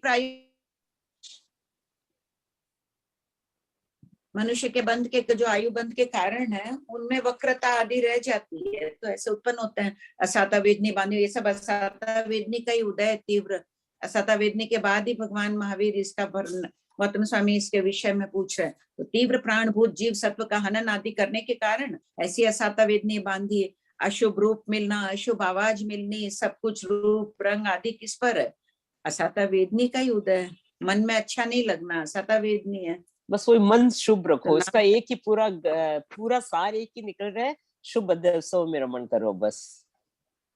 शुभ अध्यवसायों के साथ अगर जीवों का स्वरूप मालूम नहीं रहा, ज्ञान नहीं रहा, कैसे बचाओगे? अध्यवसाय मेरे बहुत शुभ है, मैं लॉन पे चल रही हूँ, पता है कि लॉन में जीव है, वनस्पति का एक जीव है, निगोद में इतने अनंत जीव है, तभी तो त्याग प्रत्याख्यान करेंगे। ज्ञान जरूरी, साथ में ज्ञान जरूरी, सिर्फ अध्यवसायों के बल पर नहीं होगा, ज्ञान दर्शन चारित्र भी आवश्यक है। सही सही, ठीक है भाभी जी, प्रणाम। आंटी ना कुछ प्रश्न और है, 1 मिनट। कौन से नूतन जी दुग्गड़ पूछ रहे हैं कि कौन से मनुष्य को बीज रूप में ले जाएंगे, कहाँ कुछ लिखा है? कोई भी मनुष्य, जैसे अभी जैसे इतने मनुष्य रहेंगे, संख्यात मनुष्य, देवता कोई भी ले जाएंगे। मान लो जिसका पुण्योदय है या जिसका अशुभ कर्मों का उदय ज्यादा है, उनको ले जाकर वहां रख देंगे, वहां और ज्यादा दुख पाएंगे, वो अपने जीवन काल में आयुष कम ही रहेगी। मतलब वहां पर ले जाने, जिसका अशुभ कर्म होंगे उसको वहां ले जाएंगे आंटी, और तो ज्यादा ही मानना पड़ेगा ना, नहीं तो मर जाएगा। यहाँ रहेगा तो उसी दिन, वहां रहेगा मान लो साल 2 साल 10 साल जिए तो ज्यादा दुख भोगेगा। ऐसे तो वो नरक में जाता तो और ज्यादा भी भोगता, मैं तो ऐसे ही कह रही हूँ, अति दुख भोगेगा। जिनकी आयु भी जिनकी आयु भी अधिक होगी वो ले जाएंगे देवता उनको अपने देखकर ज्ञान। अगर जिनको ले जाए, सब मान लो जिनको लेके जाए वहां रखे और वो सभी अंतर मुहूर्त में मर जाए तो बीज कहाँ रहेंगे? बीज रूप मनुष्य नहीं रहेंगे ही नहीं, तिर्यंश नहीं रहेंगे ही नहीं, कुछ तो उनकी स्थिति बाकी है, उन्हीं को ले जाएंगे कि जो गर्भ धारण करने योग्य होगी वैसे स्त्रियों को ही ले जाएंगे। वही मनुष्य चलते रहेंगे छठे आरे के, वही उत्सर्पणी में उनकी संतानें फर्स्ट आरे में चलती रहेंगी, फिर वहां से वो दूसरे आरे में होते रहेंगे, यही है ना आंटी? इसीलिए बीज रूप में रहेंगे। हाँ वही चलते रहेंगे, वही चले, वो उत्सर्पणी काल के छठे आरे में वैसे ही रहे। उसके बाद में उन मनुष्य जो उत्पन्न होंगे उनका स्वभाव थोड़ा ठीक होगा, वो 5वें आरे में, वही बीज चल रहा है। उन्हीं मनुष्यों के ये वंशज तो तीर्थंकर भी बनेंगे। क्षणिक राजा जो उत्सर्पणी काल के प्रथम तीर्थंकर बनेंगे तो इन्हीं के वंशज। और अंजलि जी पूछ रहे हैं कि क्या जो बीज रूप रखे रहेंगे उन्हीं के वंशज बनेंगे तीर्थंकर, चक्रवर्ती आदि वे। हाँ, और अंजलि जी पूछ रहे हैं कि क्या वर्तमान समय में कोई युग प्रधानाचार्य है, और क्या प्रवचन सारोद्धार ग्रंथ में इनके नाम और समय का है उनका कोई उल्लेख? नहीं। कौन है? अन्नपूर्णा जी पूछ रहे हैं कि आंटी जी फरमा रहे उस हिसाब से हमारे है ना, तो युग लेके आए होंगे ना आंटी हमारे पूर्वज। मैं भी क्या बोला नहीं पढ़ा श्वेता? अन्नपूर्णा जी पूछ रहे हैं, आप फरमाए ना कि उनके वंशज होंगे, तो हमारे पूर्वज भी युगली की थे ना आंटी, ऐसे तो। हाँ, और हमारे ऐसे देखो तो पूर्वज छठे आरे वाले भी तो थे। हाँ। महाधर्मिष्ठ, महापापी, भयंकर दिखने वाले। प्रमीला जी। आंटी जी, तो ये वो जो रूटीन चल रहा है अनंतानंद काल से, तो हम सब वहां तक रिलेटेड है? सभी हम उन बीज से ही है। Oh my god, aunty ji please निकाल दो। निकलना ही है ना प्रमीला जी, अपन सबको निकल के जाना ही है अब सिद्ध गति में। एकमात्र का उद्देश्य अब सिद्ध गति प्राप्त करना है। मुझे ये पूछना था, सम्यक तो प्राप्ति संभव बता रहे हैं, तो फिर वहाँ कुछ निमित्त तो है नहीं, तो सम्यक तो कैसे प्राप्त करेंगे? निसर्ग रुचि भी तो है। ओके, वो टिकेगी, उनकी सम्यक तो टिकेगा? भले ही नहीं टिको, थोड़े काल के लिए भी टिकी, परिणाम शुभ है, पड़िवाई हो गए और टिक भी गई, मरण के समय आ गई, कुछ भी हो सकता है। उनके ज्ञान तो होगा ही नहीं ना, अज्ञान ही होंगे ना। सम्यक दृष्टि है तो वो ज्ञान ही कहलाए, चाहे जितना भी अल्प ज्ञान हो, चाहे उतना ही ज्ञान होगा कि हमको पर्वतों तक वहां तक जाना है, ये आना है। जाति स्मरण भी हो सकता है किसी को सम्यक दर्शन होने के बाद, न भी हो तो जो भी ज्ञान है उनका वो सम्यक ज्ञान ही कहलाएगा। तो आंटी जी, अगर जाति स्मरण ज्ञान हो गया तो फिर वो प्रत्याख्यान भी कर सकते हैं? नहीं, प्रत्याख्यान का उल्लेख नहीं है ना। तो उनका भी अंतिम सहन और अंतिम संस्थान होगा? हाँ, लेशा कौन सी होगी? लेशा छाऊ हो सकती है उस वक्त भी, शुक्ल लेशा मनुष्य आ गई, कोई को बहुत मोह आती हो किसी के प्रति, काल कर जाए, दुख आ जाए, विरक्ति भाव आ जाए कि यही लड़ाई झगड़ा हाहाकार मचा रहेगा।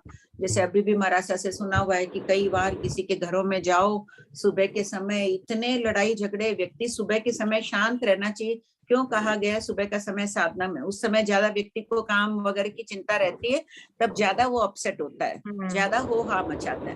तो इतनी अशांति कईयों के घरों में रहती है, मरासा को देखते ही चुप हो जाते हैं, वो एक अलग बात है। वहां तो छठे आरे में लोग लड़ते ही रहेंगे एक दूसरे से, बिलों में सब जगह हाहाकार मचा हुआ रहेगा। हो गया आपका प्रमीला जी? हाँ, ठीक है। आरती जी पूछिए। हाँ, जय जिनेंद्र। जय जिनेंद्र। यहाँ पर लिखा हुआ है कि पानी कम कच मच अधिक होंगे, तो ऐसा मान सकते हैं कि मनुष्य बहुत कम है और तिर्यन जी बहुत ज्यादा है आजू बाजू में, कि वो डर डर रह सकते हैं? क्योंकि वो खाते हैं, फिर खाएंगे क्या? मांसाहारी उनका आहार है ना। हाँ, और वो आर्य क्षेत्र में और अनार्य, मतलब आर्य क्षेत्र थोड़ा सा बचेगा और अनार्य तो पूरा नष्ट ही हो जाएगा। कुछ नहीं होगा, आर्य अनार्य सभी नष्ट हो जाएंगे। हाँ, बीज रूप मनुष्य तिर्यंश के अलावा सभी मर जाएंगे। हाँ, और वो जमीन भी कम हो जाएगी और पानी की मात्रा नहीं, जमीन तो ठीक है, जो भूमि है थोड़ी बहुत हो जाती है। जैसे अभी भी कहीं पानी बढ़ रहा है तो वो कम हो ही रही है जमीन, कहीं कहीं बढ़ रही है जमीन, समुद्र का पानी कम हो रहा है, वहां भूमि बढ़ रही है, कहीं घट रही है, वो ठीक है। आर्य क्षेत्र की भूमि निर्धारित है। अभी भी वर्तमान में समझ लो कोई आर्य क्षेत्र है, अभी अपने पास नाम पूरे उपलब्ध नहीं है कि कौन सी उस समय आर्य क्षेत्र थी। ताम्रलिप्ति नगर बोलते हैं तो वो कलकत्ता है आजकल, प्राचीन वो कह रहे हैं। वो कितनी बड़ी थी पहले, कितनी समुद्र में चली गई, वहां है, उतना अपने पास उल्लेख नहीं है अभी। अच्छा, हाँ, धन्यवाद। हो गया आपका?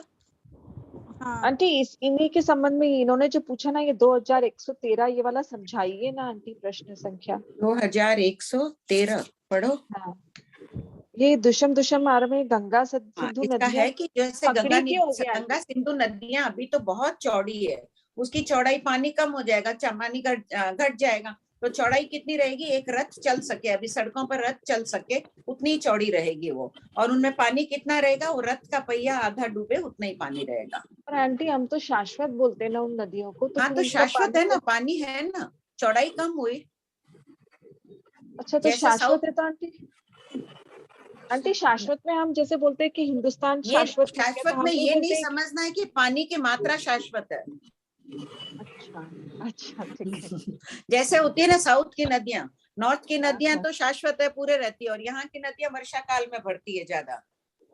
कावेरी आदि जो साउथ में है वो वर्षा काल में ज्यादा भर जाती है, बाकी समय देखो कई जगह पूरी सूख जाती है बरसात के बाद, गर्मी जब आती है। वो क्षेत्र पड़ा है, वापस पानी आता है तब भर जाती है। तो फिर आंटी 10,000 योजन की सुख के सिर्फ इतनी से रह जाए ना तो बहुत बड़ी बात है ना आंटी। हाँ, तो भगवान ने ये पानी के लिए नहीं कहा ना, नदियां शाश्वत है, पानी तो रहेगा ही, कम रहेगा। शकुंतला जी। जय जिनेंद्र। जय जिनेंद्र। पुद्गल, अगर पुद्गल वृक्ष होते रहते हैं उससे अग्नि का नष्ट हो जाएगी, क्या रिलेशन है आपस में? क्या सुनाई नहीं पड़ा पूरा? अभी जो मैंने क्वेश्चन किया है, हाँ, कि पुद्गल वृक्ष हो जाएंगे, वृक्ष हो जाएंगे तो अग्नि का भी नष्ट हो जाएगी। हाँ, इससे क्या रिलेशन है आपस में? बस अगर पुद्गल अति स्निग्ध हो जाते हैं तो भी बादर तेवकाई उत्पन्न नहीं होती है, और पुद्गल अति रुक्ष हो जाते हैं तो भी बादर तेवकाई उत्पन्न नहीं होती है। अभी ये जो आरा है अपना चल रहा है, तीसरे आरे में जब अंत में ऋषभदेव भगवान 20 लाख पूर्व के लगभग हो रहे थे तब उत्पन्न हुई तेवकाई। ये चलती जाएगी, काल उसके उत्पन्न होने के योग्य है, उसके बाद में खत्म हो जाएगा, इस प्रकार का वातावरण नहीं रहेगा तो उत्पन्न नहीं होगी वो। फिर युगलिक काल आएगा, फिर समाप्त हो जाएगी, फिर प्रारंभ होगी, फिर 24वें तीर्थंकर होंगे, उनका मोक्ष होगा, वापस आ रहा, इतना ऐसे हो जाएगा, बादर तेवकाई रुक्ष हो जाएगी, जीव वृक्षों से ही अपनी उदर पूर्ति करेंगे। मतलब सूख जाएगी, नष्ट हो जाएगी, नष्ट हो जाएगी, उत्पन्न हो ही नहीं होगी। कृपा करें। स्वाति जी। हाँ स्वाति जी। प्रणाम आंटी। हाँ, जय जय श्री जिनेंद्र। प्रणाम आंटी।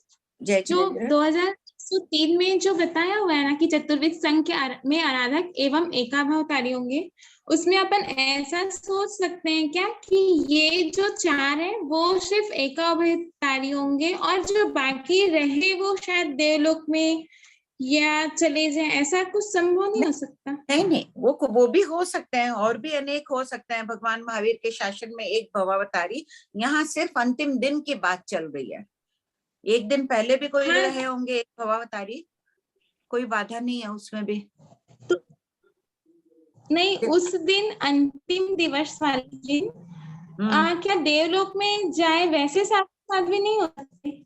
ये देवलोक मतलब नहीं जाएंगे ये जो ना? 4 है वो सिर्फ एक भवावतारी मतलब एक भव करने के बाद मोक्ष जाएंगे, ये देवलोक में ही गए हैं अभी दुक्सा आचार्य। हाँ,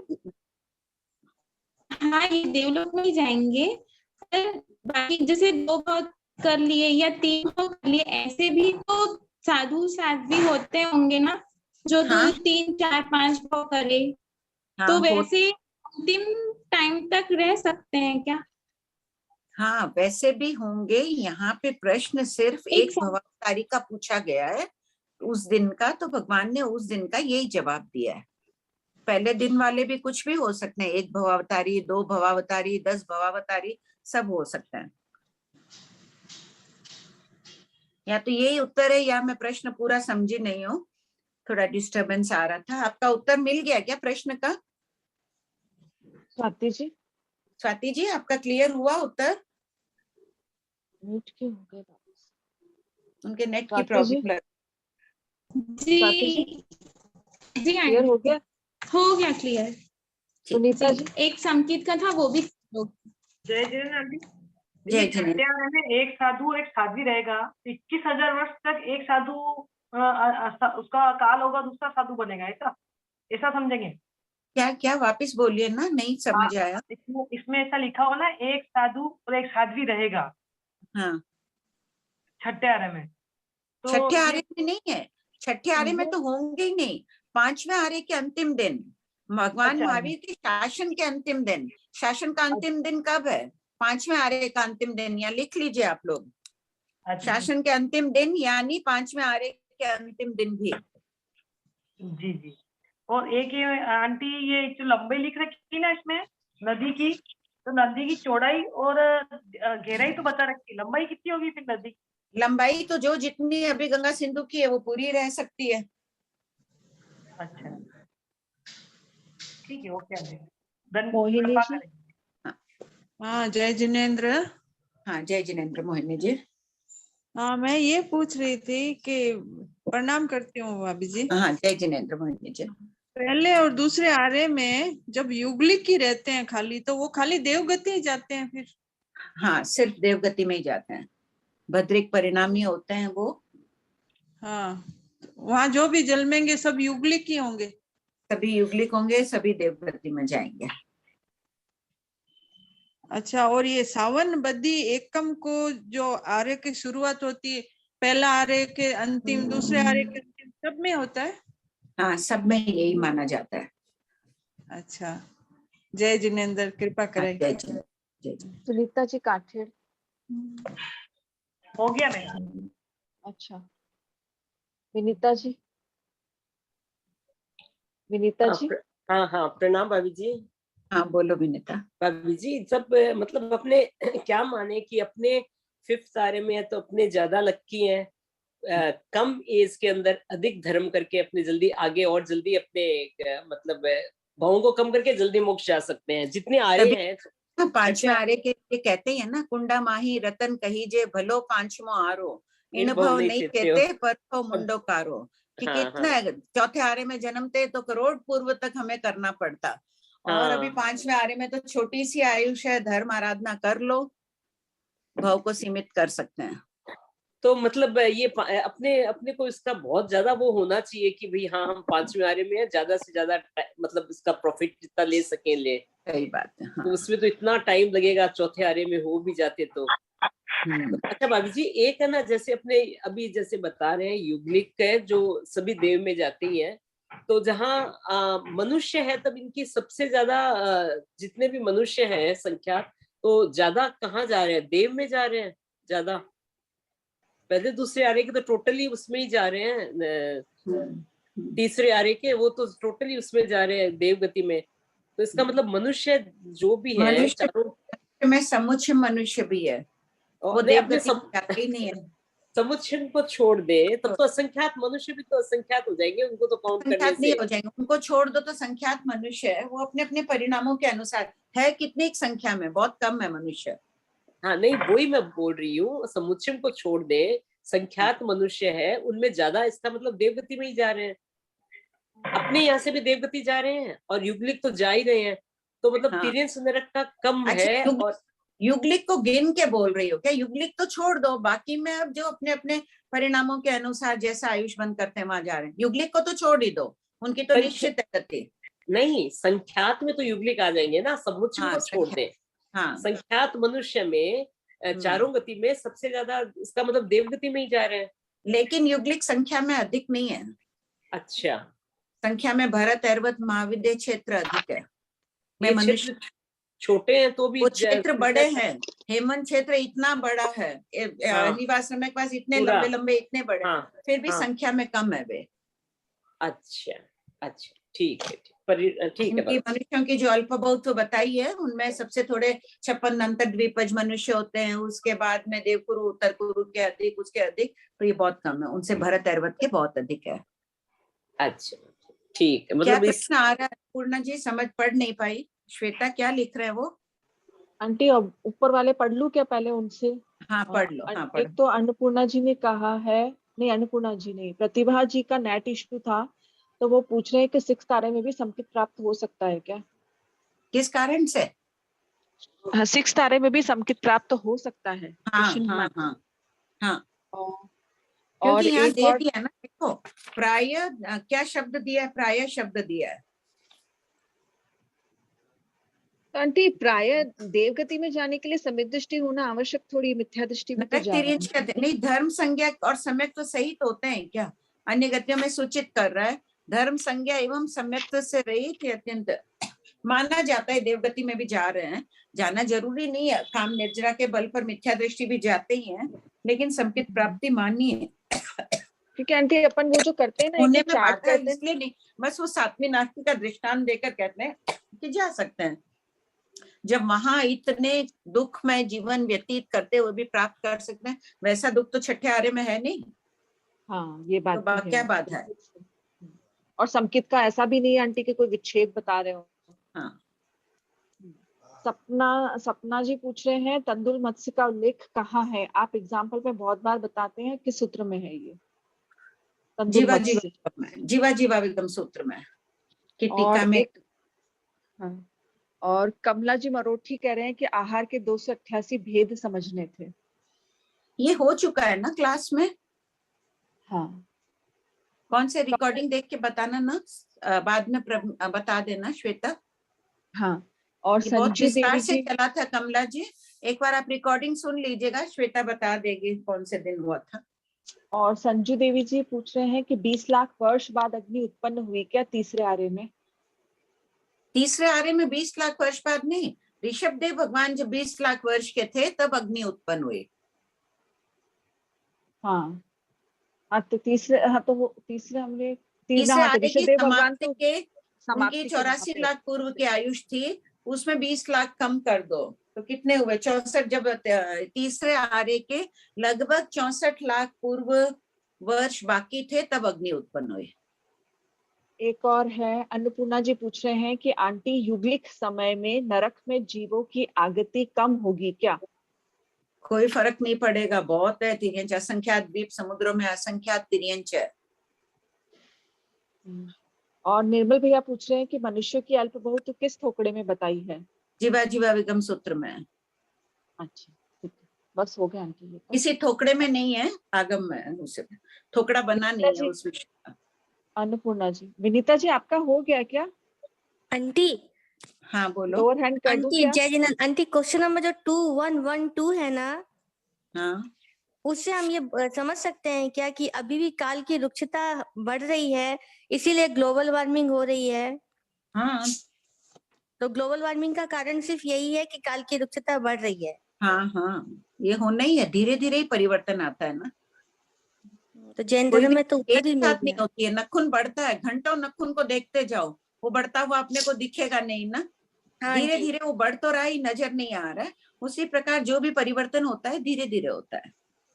हाँ आंटी, आज के साइंस मनुष्य को का मालूम स्वभाव होना भी रुक्ष चाहिए। होता जा रहा है। जब युगलिक काल आएगा बाद में 24वें तीर्थंकर के बाद, तो मनुष्य भद्रिक परिणामी बनते जाएंगे। अचानक युगलिक एकदम तेजस्वी, ओजस्वी, ये वो, इतने सुंदर, इतने सहनशील आदि है, तो वो धीरे धीरे व्यक्तियों में परिवर्तन आता जाएगा। हाँ आंटी, ठीक है आंटी, कृपा करें आंटी। हाँ शशि जी आपका हो गया क्या? शशि जी? हाँ नहीं, मैं एक प्रश्न था मेरा। हाँ कुछ। हाँ प्रणाम भाभी जी, मैं पूछ रही हूँ, अभी आप फरमाए ना कि जो देवलोक में जैसे एक समय तक वो अगर उपयोग लगाए तो अपने सांसारिक में जो भी है उनके लिए देख सकते हैं, या तो देवता तो और नारकी पहले तो असन्नी कुछ देर रह के फिर सन्नी होते हैं ना, तो उस अवस्था में, असन्नी अवस्था में उनका मन का ये कैसे होगा? नहीं, असन्नी अवस्था में वो उपयोग लगाएंगे ही नहीं ना देवता नेरिक। असन्नी अवस्था अंतर मुहूर्त तक है, अपर्याप्त अवस्था है, तब तक नहीं, पर्याप्त होने के बाद लगाएंगे उपयोग। नहीं तो प्रभाव की आयुष जब वो बांध ली और भोगना स्टार्ट कर दिए, तब से हाँ। क्या वो अंतर्मुहूर्त काउंट होगा, या वहां पे नहीं, तब से वो साता की अनुभूति करेंगे, चाहे जैसे भी हो। अपर्याप्त अवस्था में भी साता असाता की तो अनुभूति होती है, और पर्याप्त होने के बाद भी अंतर मुहूर्त तक वो साता की अनुभूति करते हैं देवता। तो अंतर्मुहूर्त, हाँ बोलिए, अंतर मुहूर्त कितना है ये उल्लेख नहीं है, पंच संग्रहकार यही कह रहे हैं, सिर्फ अंतर मुहूर्त। अब वो अंतर मुहूर्त 10 मिनट का है या 20 मिनट का है ये पता नहीं। नहीं तो अंतर्मुहूर्त बाद जब वो संगी होंगे तब वो उपयोग लगा सकते हैं। बाकी वो जो जब आयुष लेके काल किया और प्रभव में जा रहा है बाटे बहते में, वहां से क्या वो अंतर्मुहूर्त काउंट होगा, या वहां जाके सैया में उत्पन्न हो गए, मान लीजिए कोई नहीं, देवता? क्या कहा है ना कि उत्पन्न होने के बाद, शब्द देखिए उसमें, देवता उत्पन्न होने के बाद अंतर मुहूर्त तक नियमा साता वेदने की अनुभूति करते हैं, और नेरिक उत्पन्न होने के बाद असाता वेदने की अनुभूति करते हैं। तो वो एक दो समय कौन कर दिया, कितना करेगा बाटे बेटे में? नहीं तो कितनी साता अवस्था? वेद 2-3 समय, 3 समय से अधिक तो है ही नहीं 10 जीवों का बाटे बहते का काल। नहीं नहीं, वहां पे गया, उत्पन्न हुआ, अंतर्मुहूर्त तक सैया में वो रहते हैं क्या, या मतलब उतना ही अंतर्मुहूर्त तक नहीं, सैया में? अंतर मुहूर्त तो लगता ही है ना शशि भाई, उनको पूर्ण अवस्था 32 वर्ष की जितनी युवा अवस्था प्राप्त